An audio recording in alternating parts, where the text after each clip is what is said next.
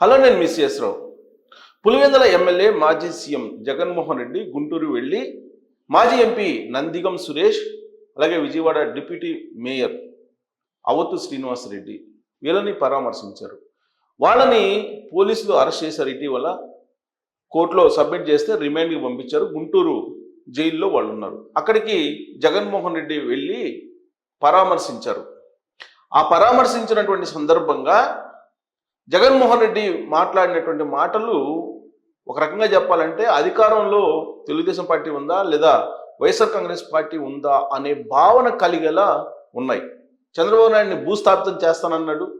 రాబోయేటువంటి రోజుల్లో అందరినీ జైల్లో పెట్టేస్తామని చెప్పి వార్నింగ్ కూడా ఇచ్చారు.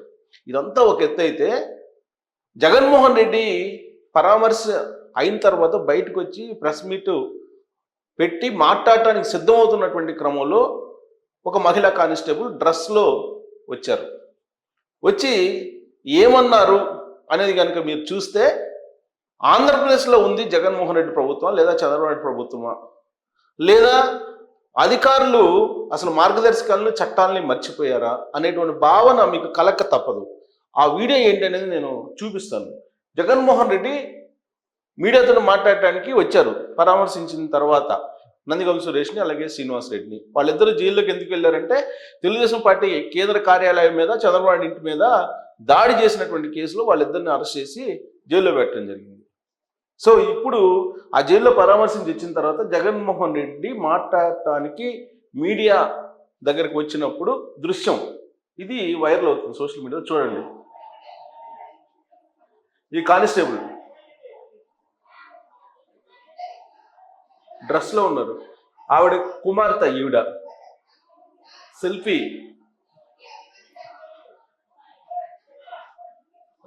తీస్తున్నారు. చూడండి, ఫుల్గా చూడొచ్చు.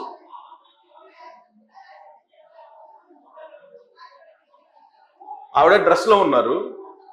వాళ్ళ కుమార్తెను తీసుకుని వచ్చి నేను మీ అభిమానిని అని అంటూ ఆవిడ ముఖంలో ఆనందం వ్యక్తం చేస్తూ జగన్మోహన్ రెడ్డి తోటి సెల్ఫీ తీసుకోవడానికి ఆమె పడినటువంటి ఆనందం, సెల్ఫీ తీసుకోవడానికి చేసినటువంటి ప్రయత్నం మనం చూడొచ్చు.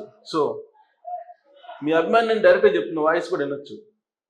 సో ఇక్కడ మనం చూస్తే కనుక జగన్మోహన్ రెడ్డి మీద అభిమానం ఏ విధంగా ఉంది ఇప్పుడు ఉండేటువంటి పోలీసులకి కొంతమందికి అనేది మనకు అర్థమవుతుంది. తప్పులేదు, అభిమానం ఉండొచ్చు, ఆ అభిమానాన్ని మనం కాదనలేం. కాకపోతే ఇక్కడ మనం మాట్లాడుకోవాల్సింది ఏంటంటే, ఆంధ్రప్రదేశ్లో ఉండేటువంటి కొంతమంది ఉద్యోగులు ఉద్యోగ ధర్మాన్ని మర్చిపోయి మైమరిచిపోయి జగన్మోహన్ రెడ్డి సేవకుల్లాగా ఉండటానికి వాళ్ళు మైండ్ సెట్ చేసుకున్నారు అనే దానికి ఇది ఒక ఉదాహరణగా చెప్పొచ్చు. ఎందుకంటే ఆమె పేరు ఆయేషాబా. ఆమె తన కుమార్తె, ఈవిడ కుమార్తె పేరు ఏంటనేది తెలియదు కానీ బట్ ఆయేషాబా ఈవిడ డ్రెస్లో ఉన్నారు, పోలీస్ డ్రెస్లో ఉన్నారు. ఈవిడ గుంటూరు జైల్లో కానిస్టేబుల్గా ఉన్నారు. అనంతపురం ఈవిడ సొంత జిల్లా. సో ఆమె గుంటూరు జైల్లో కానిస్టేబుల్గా పనిచేస్తున్నారు. ఇప్పుడు ఆమె కనుక డ్రెస్ లేకుండా, ఆవిడ విధుల్లో లేకుండా, ఒకవేళ విధుల్లో లేని సమయంలో జగన్మోహన్ రెడ్డి గారి దగ్గరికి వచ్చి సెల్ఫీ తీసుకుని అభిమానాన్ని చాటుకున్నా కానీ పెద్దగా అభ్యంతరం ఉండదు. కానీ ఆవిడ విధుల్లో ఉన్నారు, జైల్లో కానిస్టేబుల్గా విధులు నిర్వహిస్తూ డ్రెస్లో ఉన్నారు. డ్రెస్లో వచ్చి సార్ నేను మీ అభిమాని అంటూ అక్కడ ఉండేటువంటి జగన్మోహన్ రెడ్డి లీడర్ల మధ్యలో నుంచి వచ్చి తన కూతురుతోటి కుమార్తెతోటి సెల్ఫీ తీసుకున్నారు. అంటే దీని అర్థం ఏంటి? ఒక ఉద్యోగులు తమ మ్యాండేటరీని, తమకు ఉన్నటువంటి మార్గదర్శకాలని ప్రభుత్వ ఉద్యోగులు ఏ విధంగా వ్యవహరించాలి అనేది మర్చిపోయారు, కంప్లీట్ మర్చిపోయారు అనడానికి ఇదొక ఉదాహరణగా మనం ప్రత్యక్షంగా తీసుకోవచ్చు. సాధారణంగా ఉద్యోగులు పార్టీలకు అతీతంగా వ్యవహరించాలి. అధికారంలో ఏ పార్టీ ఉంటే ఆ పార్టీ పాలసీలని ఇంప్లిమెంట్ చేసేదానికి శాయశక్తిలో పనిచేయాలి. కానీ ఇప్పుడు చంద్రబాబు నాయుడు గారి ప్రభుత్వంలో వచ్చినటువంటి పెద్ద ప్రమాదం ఏంటంటే, జగన్మోహన్ రెడ్డికి సొంత మనుషుల్లాగా కొంత స్టాఫ్ ఉన్నారు. ప్రత్యేకించి రెవెన్యూ డిపార్ట్మెంట్లో, పోలీస్ డిపార్ట్మెంట్లో ఇప్పటికీ కూడా కోర్టుల మాదిరిగా వ్యవహరిస్తున్నారు అనేది వినిపిస్తుంది. ఈ 2.5 నెలల నుంచి 90 రోజులు అయింది జగన్మోహన్ రెడ్డి గద్దె దిగి చంద్రబాబు నాయుడు గద్దెనెక్కి. ఈ 90 రోజుల్లో జరిగినటువంటి పరిణామాలను కనుక తీసుకుంటే కనుక కొంతమంది ఐపీఎస్ల దగ్గర నుంచి ఐఏఎస్ల దగ్గర నుంచి కింది స్థాయి కానిస్టేబుల్ వరకు జగన్మోహన్ రెడ్డి వీరభక్తుల మాదిరిగా వ్యవహరిస్తున్నారు. దీనికి గల మూల కారణం ఏంటి అనే దాని మీద మనం విశ్లేషణ చేసుకోవాలి. ఉద్యోగులు ఉద్యోగ ధర్మాన్ని పాటించాలి. ఉద్యోగ ధర్మాన్ని పాటించముంటే వాళ్ళకి చాలా కోపం వస్తుంది. ఎందుకంటే రాజశేఖర రెడ్డి టైం కానీ, కోట్ల విజయభాస్కర్ రెడ్డి గారి టైం కానీ, చెన్నారెడ్డి గారి టైంలో కానీ, చంద్రబాబు నాయుడు గారి టైంలో కానీ, ఎన్టీ రామారావు గారి టైంలో కానీ ఇలా చెప్పుకుంటూ పోతే ఎవరి టైంలోనైనా సరే టైంకి ఆఫీస్కి రండి, మీ విధులను మీరు నిర్వహించండి అంటే మహాకోపం, మహామంట ఉద్యోగులకి, ఎక్కువ మందికి తెలుసా. వాళ్ళని సచివాలయానికి వచ్చి మీరు పంచి చేయండి టైంకి అని చెప్తే ఆ ముఖ్యమంత్రి మీద మండిపడినటువంటి సందర్భాలు అనేకం ఉన్నాయి. ప్రభుత్వ ఉద్యోగులు వాళ్ళు ఏ స్థాయిలో ఉన్నారంటే, ప్రభుత్వంలో ఉండేటువంటి పాలకులు ఎవరైనా సరే తాము చెప్పినట్టే వినాలి అనేటువంటి అభిప్రాయంతో ఎక్కువ మంది ప్రభుత్వ ఉద్యోగులు ఉంటారు. పూర్తి స్వేచ్ఛ కావాలి అనుకుంటారు. వాళ్ళకి నెల నెల జీతాలు కావాలి, ప్లస్ అక్రమాలు చేయాలి, అవినీతి సొమ్ము కావాలి. ఇవన్నీ చేయటానికి కంప్లీట్గా కోఆపరేట్ చేస్తే వాళ్ళకి వీరభక్తుల మాదిరిగా ఉంటారు. కానీ చంద్రబాబు నాయుడు గారి విషయంలో అది సాధ్యం కాదు. చంద్రబాబు నాయుడు గారు టైంకి రావాలంటారు, అవసరమైతే 18 గంటలు పనిచేయాలంటారు. సరిగ్గా ఈ పాయింట్ దగ్గరే ఆయన్ని వ్యతిరేకిస్తూ ఉంటారు ప్రభుత్వ ఉద్యోగులు. ఇప్పుడు జగన్మోహన్ రెడ్డి ఈ 5 సంవత్సరాల పాలనను అనుభవించిన తర్వాత కొంతమంది ప్రభుత్వ ఉద్యోగులు పూర్తి స్వేచ్ఛగా వాళ్ళ ఇష్టానుసారంగా చేశారు. వాళ్ళ ఇంట్లో ఏ విధంగా చేసుకుంటారో ఆ విధంగా చేశారు. విధులు నిర్వహించినా నిర్వహించకపోయినా, ఆఫీసుకు వచ్చినా రాకపోయినా, అక్రమాలు చేసినా, అవినీతి చేసినా, దందాలు చేసుకున్నా చెల్లింది. ఏం ప్రశ్నించలా. పైగా ప్రోత్సహించారు కొంతమందిని ఉద్యోగుల్ని ప్రోత్సహించి మీరు దండుకోండి మాకు ఇవ్వండి అనేటువంటి కిట్ ప్రోకో వ్యవహారం నడిచింది 5 సంవత్సరాల్లో.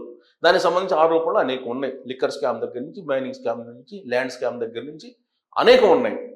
దాంతో పూర్తి స్థాయిలో వాళ్ళు ప్రభుత్వ ఉద్యోగులు చాలామంది బాగా అక్రమాలకి, అవినీతికి పాల్పడ్డారు.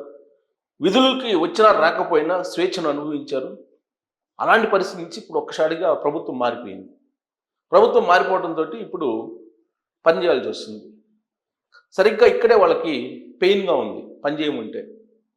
జగన్మోహన్ రెడ్డి గారికి వీరభక్తులుగా వ్యవహరించినటువంటి వాళ్ళు చంద్రబాబు నాయుడు గారి పరిపాలన ఏ విధంగానే సరే అబాస్పాలు చేయాలి, బద్నాం చేయాలి అనేటువంటి ఆలోచనతో చాలామంది మెలుగుతున్నారు. వాళ్ళలో 16 మంది ఐపీఎస్ని ఐడెంటిఫై చేశారు. వాళ్ళని డీజీపీ ఆఫీస్లో రిపోర్ట్ చేయమని చెప్పి కూడా చెప్పారు. సరే, వాళ్ళంటే పైగా ఐఏఎస్లు ఐపీఎస్లు కనిపించారు. కానీ కనిపించకుండా ఉండేటువంటి ఆయేషాబా లాంటి వాళ్ళు చాలామంది ఉన్నారు గ్రౌండ్ లెవెల్లో. ఈ పాయింట్ చంద్రబాబు నాయుడు గారికి తెలుగుదేశం పార్టీ క్యాడర్ గత 2 నెలల నుంచి చెప్తూనే ఉన్నారు. కానీ చంద్రబాబు నాయుడు గారు అభివృద్ధి, విజను అంటూ ఈ కింది స్థాయిలో ఉన్నటువంటి కలుపు మొక్కలు కొన్ని ఉన్నాయి. ఈ కలుపు మొక్కల్ని ఏరివేయటంలో ఆయన వైఫల్యం చెందారని చెప్పొచ్చు. ఇప్పుడు ఆయేషాబా చేసినటువంటి పని ఏ ప్రభుత్వ ఉద్యోగి కూడా సమర్థించరు. ఆ డ్రెస్ వేసుకొని జగన్మోహన్ రెడ్డి గారు అక్కడికి వెళ్తే నేను అభిమాని అంటూ వస్తారా అంటే దాని అర్థం ఏంటి? ఇప్పుడున్నటువంటి ప్రభుత్వానికి వ్యతిరేకంగా ఆవిడ పనిచేస్తున్నారు అనేటువంటి సంకేతం ప్రజల్లోకి వెళ్ళింది. ఒక ఆయేషాబా అనే కాదు, ఇలాంటి వాళ్ళు చాలామంది ఉన్నారు గ్రౌండ్ లెవెల్లో. ఎంఆర్ఓలు, ఎస్ఐలు, సిఐలు, కానిస్టేబుల్స్ వీళ్ళు ఉన్నారు. ఎందుకున్నారనంటే మీకు ఒక ఉదాహరణ చెప్తాను.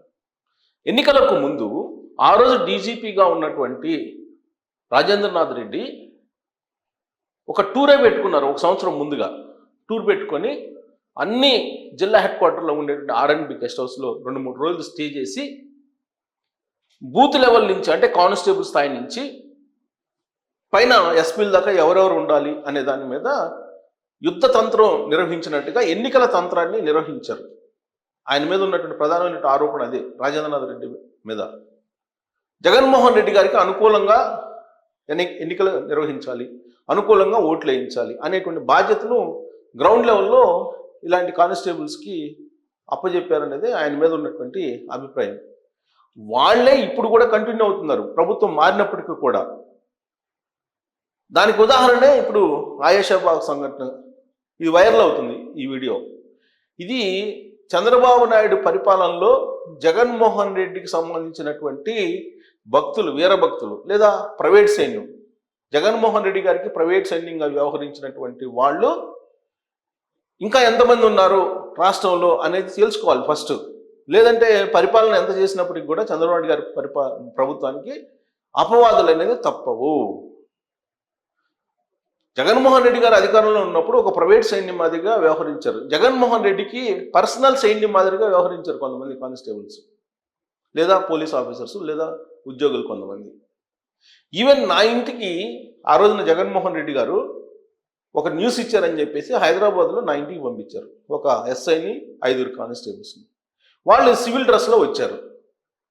సివిల్ డ్రెస్లో వచ్చి థ్రెటన్ చేయడానికి ప్రయత్నం చేశారు, భయపించడానికి ట్రై చేశారు. అదేమంటే మేము నోటీస్ ఇవ్వడానికి వచ్చామని చెప్పారు. నోటీస్ ఇవ్వడానికి 5 వస్తారా? సింపుల్ లాజిక్ కదా. అంటే ఇలాంటి ప్రైవేట్ సైన్యం ఏదైతే ఉందో ఆ ప్రైవేట్ సైన్యం ఇప్పటికీ కూడా చంద్రబాబు నాయుడు గారి ప్రభుత్వానికి వ్యతిరేకంగా పనిచేస్తుంది అని చెప్పి ఘంటాపదంగా చెప్పచ్చు. దానికి ఉదాహరణ ప్రత్యక్షంగా ఇప్పుడు బయటపడినటువంటి ఈ వీడియోని చెప్పి చెప్పచ్చు. ఇలాంటి వీరాభిమానులు ప్రభుత్వంలో కొనసాగినంత కాలం ఈ ప్రభుత్వం ఎంత చేసినప్పటికీ కూడా బదనాం అవుతుంది అని చెప్పడానికి ఈ వీడియో ఒక ఉదాహరణగా కనిపిస్తుంది. సో ఇప్పుడు ప్రభుత్వ ఉద్యోగుల సంఘాలు కానీ లేదా పోలీస్ సంఘాలు కానీ ఈ వీడియోని చూసిన తర్వాత ఎందుకు రెస్పాండ్ కావట్లేదు? రెస్పాండ్ కావాల్సిన బాధ్యత ఆ సంఘాల మీద ఉంది కదా. ఎందుకు రెస్పాండ్ కావట్లేదు? అంటే ఇప్పటికి కూడా జగన్మోహన్ రెడ్డి గారికి సపోర్ట్ చేయాలనుకుంటున్నారా? జగన్మోహన్ రెడ్డి గారిని సపోర్ట్ చేస్తూ ఇప్పుడున్న ప్రభుత్వాన్ని బదనాం చేయాలనుకుంటున్నారా? ఇప్పుడున్నటువంటి ప్రభుత్వానికి వెన్నుపోటు పొడవాలనుకుంటున్నారా? ప్రజల సొమ్ము జీతంగా తీసుకుంటూ జగన్మోహన్ రెడ్డి గారికి సేవ చేయడానికి సిద్ధపడినటువంటి ఇలాంటి వాళ్ళు ఇంకా ఎంతమంది ఉంటారు? వాళ్ళందరినీ ఐడెంటిఫై చేయడంలో చంద్రబాబు నాయుడు గారు ఎందుకు ఫెయిల్ అవుతున్నారు అనే దాని మీద మీ అభిప్రాయం తెలియదు.